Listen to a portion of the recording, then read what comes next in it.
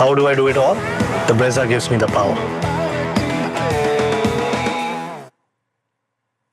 We have gone past base camp in this year's IPL. Bring on the reverse fixtures. You cannot give anything away now. The stakes are higher, the table is getting closer, and we build up to the first set of reverse games. As Punjab Kings and RCB, you don't have to go a long way back for when they last played. They kick off this afternoon on Maruti Suzuki Arena presents ESPN Cricket for Timeout. Teams cannot afford to give an inch.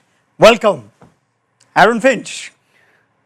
Gosh, that was horrible. No one even laughed. That was a shocker, Raunak. Sorry, Matt. Puji, good afternoon. Finchy, welcome back to the Cricket Info Couch. How are you, my friend? Very good. Great to be back. It's been a while. It's been great to see the tournament from afar, actually, and then come in for the business end. Distance brings perspective. Tell us what you've made of this year's IPL, Finchy. What's the first thing that comes to your mind from whatever you've managed to see in the first half? A more even contest between bat and ball right throughout the tournament. I think you've still got the big scores, which are inevitably going to happen when you've got teams being so aggressive. Yep. But then you've also got the ball playing more of a role. We've seen some wickets that have spun a little bit. There's been some assistance. I think the changing of the ball rule has helped as well. So overall, I think the fielding has been very, very poor though. Oh, okay. That's a good start. And I'm glad that we have you for a Punjab Kings game, of course. We need an Australian voice. Yeah, there's a lot there, isn't it?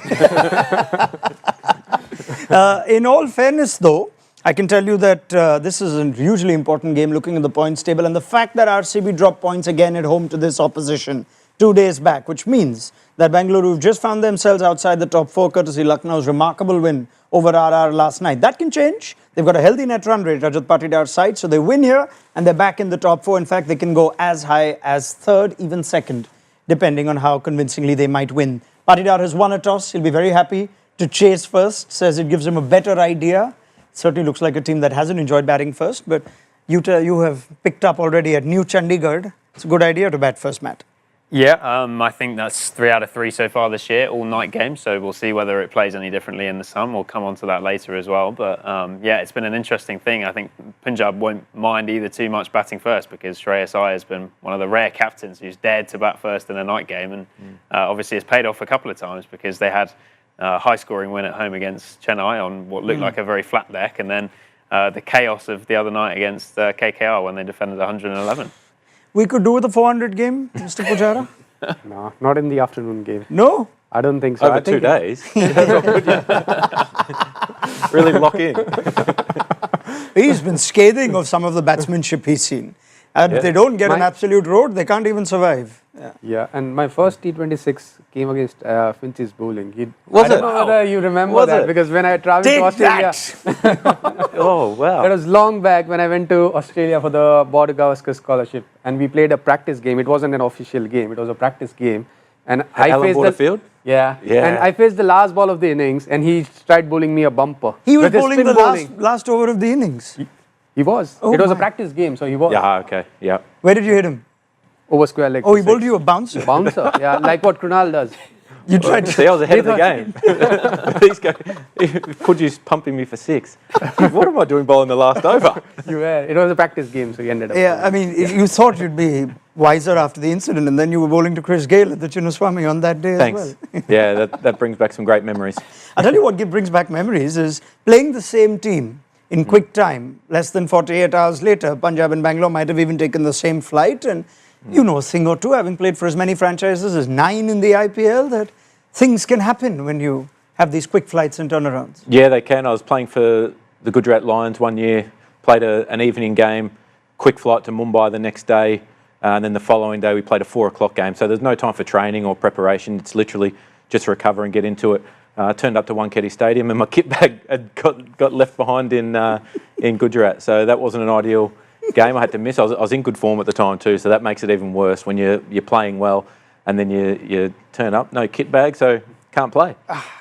Such a shame. You found that kit bag eventually, didn't you? I was in the change room still in Rajkot. Oh, man, you should have just given the Prince of Rajkot a call back then. You guys go way back. Handed you some kits. The funny thing is, Suresh Raina said, you can borrow my kit if you want. I was opening the batting. He's batting at 3. He's left hand, I'm right hand. I said, I don't know how this is going to work for you, but unless we're swapping pads as we walk off, this will be difficult to make happen. All right, brilliant. Tell you now that it's pretty much the same team for Punjab Kings. However, RCB We asked the question after their defeat, how much more time for Liam Livingstone? The answer is upon us. Romario Shepherd plays his first game for RCB this season, as they've had enough of Liam Livingstone. Matt Roller, fair enough? Yeah, I think so. I think Livingstone's been really disappointing, to be fair. I think he showed his quality in one innings against Gujarat Titans when he took down Rashid Khan and got them up to a competitive score that day at Cheteshwar. Other than that, he's hardly scored a run. And I think, given he's played half the season and we've reached this point, I think fair enough that they've gone a different route.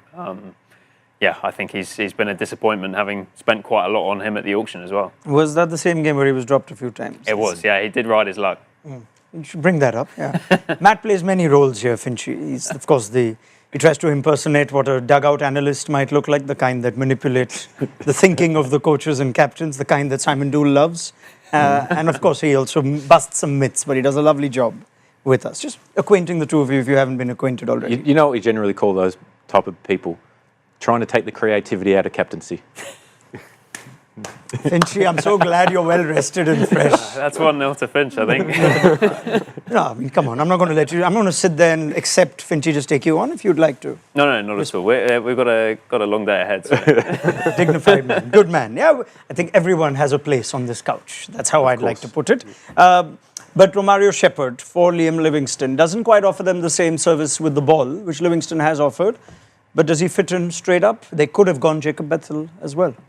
I think it does, because, see, if you look at the way Livingstone has performed, it wasn't up to the mark, and there are times where you're playing a crucial game and you want to try out, because this is the time where they can afford to try out another player. But going forward, I think 3-4 games down the line, they may not be able to make a lot of changes in their playing 11, but this is the right time to make that change. It's interesting, Finchy, that in this particular team, as well as the opposition in Punjab, the overseas boys haven't quite shown up with the bat. And you can throw in Maxi and Marcus Stoinis, and that Stoinis is just picking up, as we think. But Liam Livingstone continues to be, his graph in the IPL doesn't seem to be going up. Yeah, a couple of years ago, he was one of the most dominant players and most impactful players. He'd come in because he scores heavily in his first 10 balls. And in T20 cricket, that's often the kind of numbers that you look at, what their initial impact is. So he's just not having that. And I think it's been the same case for a while now. But dropping him at this stage of the tournament gives him an opportunity to come back later on. If, like Pudgy said, if you wait 3 or 4 games, well, then you probably write that player off for the rest of the tournament, because there's not enough time to get him back into the 11 should you look to have a run at the finals. So you have to look at it in a couple of ways. It'll be strategic because he's not getting the runs, but also you're picking him to bat at number 4. That's a crucial spot in T20 cricket. You can't be so inconsistent in that role. There are some players that you don't mind putting on the bench just to wake them up and fire them up. And Punjab Kings have continued with the same team that got the job done at the Cheteshwar a couple of days back, which means that Josh Inglis is back. Marcus Stoinis keeps his place. It was the swap for Stoinis and Maxwell 2 games back. It went the other way around. But no Maxi. Finchy, all yours. Oh, his performances have been poor. There's no two ways around it. Probably what got him 1 or 2 extra games was the fact that he was contributing so well with the ball and having such an impact. But I like the look of that middle order. You've got Shreyas Iyer, who's been in such good nick for quite a while now in all formats of the game. Josh Inglis is just finding his feet in IPL, and Marcus Stoinis. Like you said, some players can really benefit from a kick in the backside of sitting out a game, and that can really sting. So I think when you combine that all, there's enough versatility, and then Wadera behind them, he can be so dynamic as well. So to me, that's a really strong middle order, and that's a part of T20 cricket that can sometimes be neglected. Often you'll see the bulk of the runs being made by the top couple. But the reality is, guys who have big impact in the middle, you generally win the match. Yeah, that's the batting first team. We might get Harpreet Brar. I'm going to put Finchy on in the spot here. What will Maxi tell you when he hears this? Well, he can't disagree with it. I mean, the numbers... Have you spoken to him recently? Just via text and stuff like that. We'll be catching up soon. Maybe not anymore. but the numbers are the reality. I mean, if you're batting in the top 6, you need to be averaging more than 6 and striking at just 111. So you need to be averaging more than 6. I mean, when you have a player like Maxi in your side, and when I think of the Australian team, it's totally different.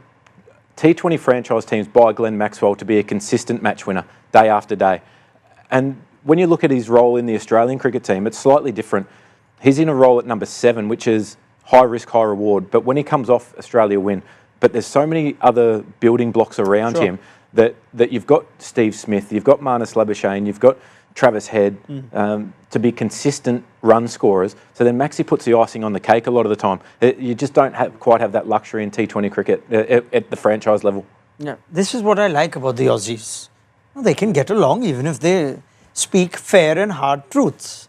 Not something that I associate with other countries, like yours, not mine, Matt. Anyway, on that note, Matt is also, among many things, busting myths for us, Finchy and Puji. So today you're going to bust one about afternoon games in the IPL. Go, take it away, Matt. Well, I'll do my best. I wanted to look at this after Gujarat's run chase yesterday, where we've seen a few now high chases, 200 plus chases at Ahmedabad in afternoon games. Obviously, the Rinku Singh game plus yesterday's game. And I was thinking whether or not there's actually any evidence of all the stuff that we tend to talk about when it comes to afternoon games in the IPL, which tends to be you're better off batting first, pitches can be a bit slower, you expect slightly lower scores. And the evidence was, I thought, quite surprising in that there hasn't been a lot of change. So if you look at these numbers, you do see that captains are batting first a bit more, so a third of the time rather than a fifth. Okay. This is since the start of last year specifically, so we've got to bear in mind it's generally been flat pitches and impact sub involved. Yep. But there's no major difference in terms of slight bias towards chasing in both. In fact, slightly more chasing wins in afternoon games, admittedly a much smaller sample size. You can also see that scoring rates are up generally, so runs per wicket higher in afternoon games than the evening games, and 10 runs and over rather than 9.5. That's interesting. This is since last year again. Yeah, this is since last year. And then if we go back to since 2023, I think there's been 6 successful chases of over 200 in afternoon games in IPL. There you go. 3 of them at Ahmedabad, which suggests that there's been some very flat pitches there and very good surfaces to bat on. We obviously saw a couple of those back in 2023 as well, down the bottom with Punjab winning at Chepok and Mumbai beating Sunrisers at Wankhede. There's some very easy wins as well. 206 for 1, 201 for 2. Okay. But yeah, I suppose what I wanted to do was to ask both Puji and Finchy whether that's something that maybe we in the media can focus too much on the conditions and the heat in afternoon games, because obviously guys are very fit, they're professional, they're it's only 2 hours, even though it is a long time when you're in the heat. And also, generally what your response is to that is. Especially you said that you may not see 400 runs because it's an afternoon game. So sometimes do you tend to think that an afternoon game is not going to be as high scoring when actually it's been pretty high scoring? I definitely think it wouldn't be as high scoring as if you play at 7:30 and if you are starting at 3:30. I think it makes a massive difference. The important part here is I feel that this year IPL has started a little early. March. It was March, and this is the first year where the IPL has started in March. I mean, I can't remember. I mean, it's been coming a little earlier. But yes, than what we did start end of March. But what it does is that you are not in the prime summer, because summer starts from April. That's when the real heat comes in. So the pitch in the later half of the tournament might be slightly different. And now I think it's almost peak summer in some parts of India. And yesterday I was a bit surprised that Ahmedabad pitch was holding up nicely and it didn't play a major part. It was still a high-scoring game. But usually, if you look at the weather, the way players are playing in that weather, it takes a toll out of their body, because it's not easy to field first when you are playing in 40-degree plus weather, and bowlers have a tough time.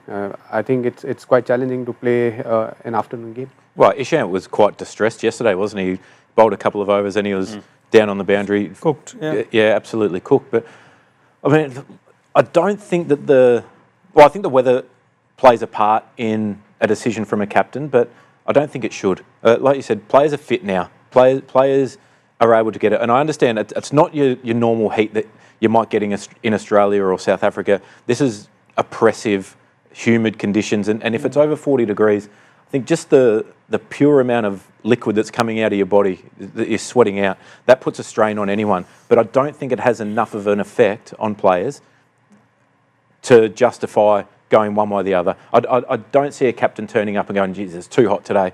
We've got to bat first." Because then you leave yourself short, and in a 14-game season, you can't leave yourself vulnerable at any stage. I can't help but think, I mean, yes, the point of the IPL shifting dates is true since it went to 10 teams. 2 days ago, we celebrated the birth of the IPL, which was 18th April. So in 2008, we started mid-April. Now we're already done with half the season mid-April. But it's a fairly unique concept to play afternoon T20 cricket in peak summer in India. It doesn't happen in bilaterals, doesn't happen in any other league in the world.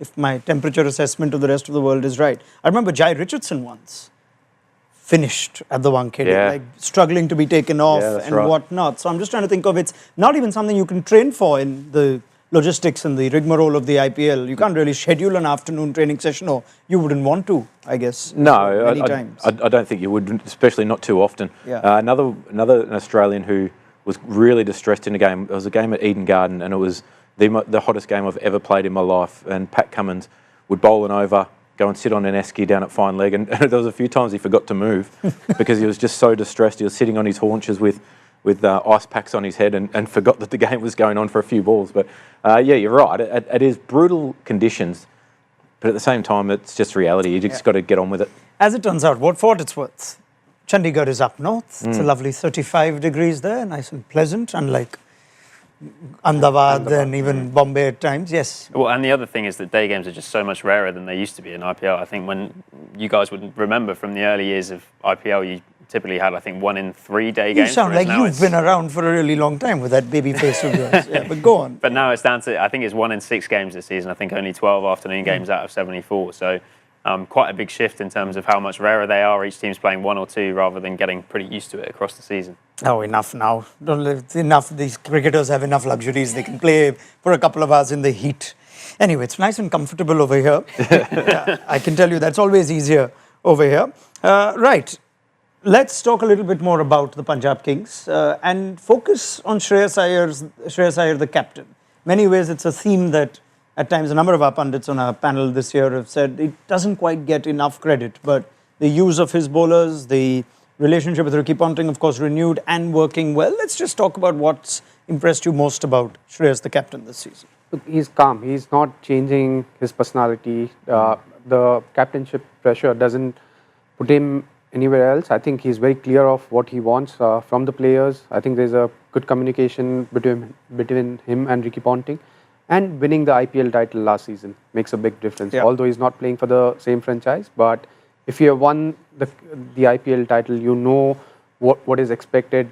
How do you want to get the best out of your players, and how does player play well under pressure? Yeah. So he understands everything, and at the same time, he has a clear role from his batting as well. He knows what is expected from the team and what he wants to achieve in the IPL. Did he strike you as a natural leader in the time that you spent with him?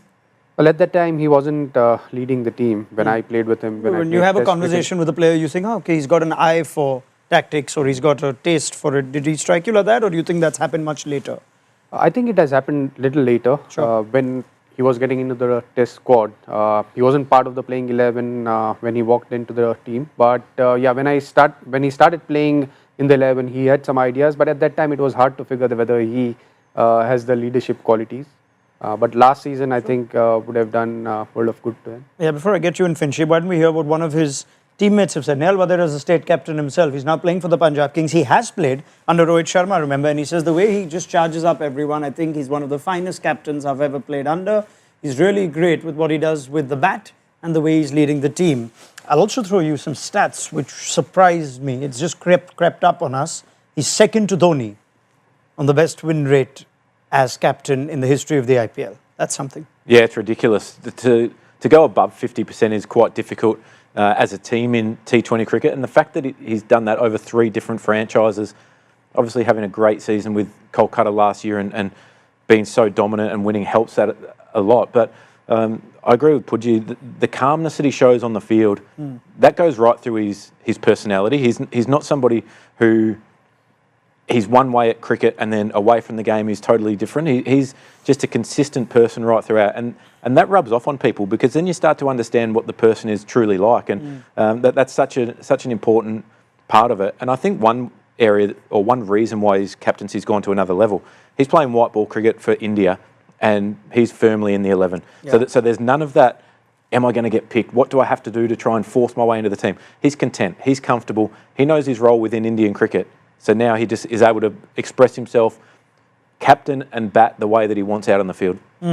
Let's bring up just some of his tactical gems that stand out. Certainly defence of 112 is right up there with how his bowlers bowled. What else strikes Yeah, you? I was going to say just during that game, the fact that he was constantly looking to take wickets rather than letting the game drift. I think when you're defending such a low total like that, and KKR were 70 for 3. Yeah, he never gave it it would up. have been so easy to try and go defensive and minimise the net run rate hit, but he constantly went for let's take wickets. We've still got a chance here. Very Aussie.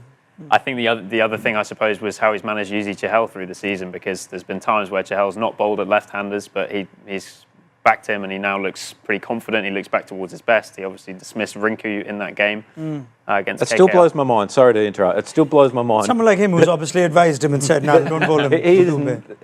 How did Bangalore let him go? Chahal, I mean. That blows your mind. How did Rajasthan let him go? It just blows my mind that he's now playing for a different franchise after being consistently the best bowler in the competition. Sorry to interrupt. I just sort of had to get that in. Yeah, please do. That's fair enough. I think, yeah, absolutely. You look back to RCB at the time; they went down that overseas route with Hasaranga and wanting someone who could bat a bit. But if you look back at that took decision, Hasaranga as well. Exactly, it doesn't look like it's aged particularly well, does it? We'll save Raidu for RCB and RR. let's focus on other things though. But yeah, the other aspect of Shreyas is he's found rich form this season with the bat. Do we still call it that though? Because he's played 3 brilliant innings. He's also had 3 low scores, but he's playing a certain way. I guess how much of that makes a difference when your captain says, this is how I want to play? And Punjab strike us as one of the attacking batting units, Finchy, of this tournament. But you're not too concerned about Shreyas going either big or nothing? That's the reality of T20 cricket. That if you're going to play an aggressive brand and ask everybody else in the team to play that way, you have to do it yourself. And he's showed that. And you look back at Rohit Sharma, when he put the marker down and said, I'm going to attack in the first 10 overs or the first 6 overs, whether in both white ball formats, his numbers went down. He could have easily coasted his way to 40 ODI hundreds. No doubt. Yeah. But he said, you know what, I'm going to be aggressive and try and set up the game for the team. And that rubbed off on the rest of the team. And he wins a T20 World Cup, a Champions Trophy, come really close to a 50-over World Cup. So Shreyas is going down that same mould where he's not asking anybody else to do anything that he's not prepared to do himself. Sure. 3 of those 4 single-digit scores, funny enough, have come at home. They've enjoyed a better home record. This is their last game, by the way, at Mullapur. They now move to Dharamshala for those 3 picturesque and unpredictable games that they will play 3 and not 2 this season. But we're playing on a much better surface today. Yeah, I think it's the same pitch as the one for the Chennai game, which was 420 runs. It was the one where Priyansh Arya scored that brilliant 100. So yeah, hopefully for Shreyas' sake, it's one that suits him a bit better. I think it's a shame though that Punjab are only playing 4 games here this season. I think it really felt like a proper home venue for the first time when they were defending that score against KKR, and there was a partisan crowd for the first time. But yeah, above your pay grade and mine, Matthew. Let's now just focus a little bit on RCB as well. I think it's fair to say this is a huge toss for Patidar, just to not have to bat first, where their batting first template hasn't been great if the pitch is challenging. They have won against CSK and Mumbai batting first, but do you sense after what happened the other game, RCB would much rather... They'll be more than happy with this. I think when you come off of a tough game, and if you are batting again, because you don't, as a team, you don't have enough time to prepare. There was just 1 day in between, and as a batting unit, there is nothing much you can do about it apart from just having a chat and trying to have another strategy for this game. But yeah, they'll be really happy to chase in this game, and I feel they are in a better position by winning the toss, because in an afternoon game, I think it makes a big difference if you are chasing, and chasing a score on that pitch will definitely help RCB. Yeah, I think Rajat Patidar is a man of few words. He's also captaining first time this season. He says, batting second will give us more clarity. I think that's fair enough. That tells us what we need to know. Game is usually so crucially decided in many ways in how the power play goes. So let's get into tactical breakdown in our Maruti Suzuki Arena presents Power Play Conversations.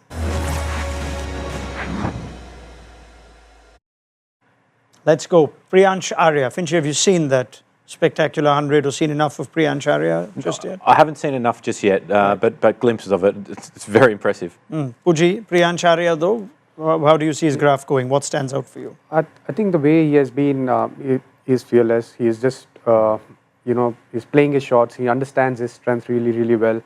And today will be an exciting day because the way things are going, can he carry on with the same way? Because there are times where you get dismissed early.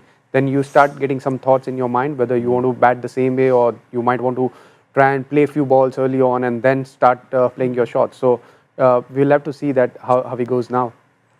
The biggest change that I've seen in the T20 game in the last couple of years is that kids, even if they're 18 or 14, that it doesn't matter. They're prepared to come in and take it on from ball one. They fail a couple of times and they stick to that, walking out and try and bang it out of the park first up. I think that's been the biggest change. And like you said, the hardest thing to do when you're not playing well or you've failed a couple of times is to stick to that. Because you go, you know what, maybe I'll knock it around for a bit, try and get a few runs. The game has totally changed in 3 years. All I'll say is if he's ever having any doubts, he can go ask his partner, and I wonder what Prabh Simran Singh will say. Swing hard. About, whether you should just work it around in the gap. RCB have been interesting tactically in the power play. Josh Hazlewood partnered Bhuvneshwar Kumar. That changed in the Wankhede game, wasn't it, when Yash Dayal took it? Yeah, and we thought that might have just been a match-up thing for Rohit Sharma with the left-arm seam, but they've stuck with that, and they've got Hazlewood bowling 4 and 6, which are typically the highest scoring power play overs where batters are coming really hard. But yeah, interesting to see which way they go, especially against 2 uncapped Indian openers. They have been, as the numbers suggest, Finchy, among the best in the power play with the ball this season. Not the usual RCB story, but Josh Hazlewood's been outstanding. Yeah, he has, and they've made a clear plan to target that area of their game at the auction. Hazlewood and Bouvier, 2 experienced customers. You know what you're going to get day after day from them. So that's a real part of their game that they've identified that they need to improve. They just need to improve it at home. But lucky today, they're not playing there. Absolutely. Is that also something that's now changed? I don't know if it also was applicable last season, but 4 and 6 are more important overs than 1, 2, 3? Yeah, they are, because teams look to do so much damage. If you've got an in-batter, that's where the game can really get away from you as a bowling team, because people are prepared to line you up from the start. And for me, the best players do the most damage, probably overs 5 and 6. In the back part of that power play. Okay, wait to see what Prabh Simran and Priyansh do in what is their last game at home, and you think there'll be a great turnout after how they defended 112 at New Chandigarh, last home game and all that, but RCB have been flawless away from home, all wins away from the Chinnaswamy. Let's get first innings predictions. Puji. 170. 170, low bowling for the Punjab Kings. Oh no, that's plenty. They can defend 111 at home. So, yeah, Matt. Go 185. 185. Aaron Finch. 181. No one's going 200. I'll take the 200. Then I'll make you guys look good. 200. Yeah, it's going to go more on us now. Let's not go so far off. Finchy, excellent start. Puji, pleasure as always. Matt, we will see you. I should say something nice to you as well. Matt, well done. See you at the end of the innings, and we'll see where this game stands. Remember, it's a big double-header. Reverse fixtures upon us. MICSK this evening. But first, let's see how Punjab bat. And join us for analysis on Maruti Suzuki Arena presents ESPN Cricket for Timeout.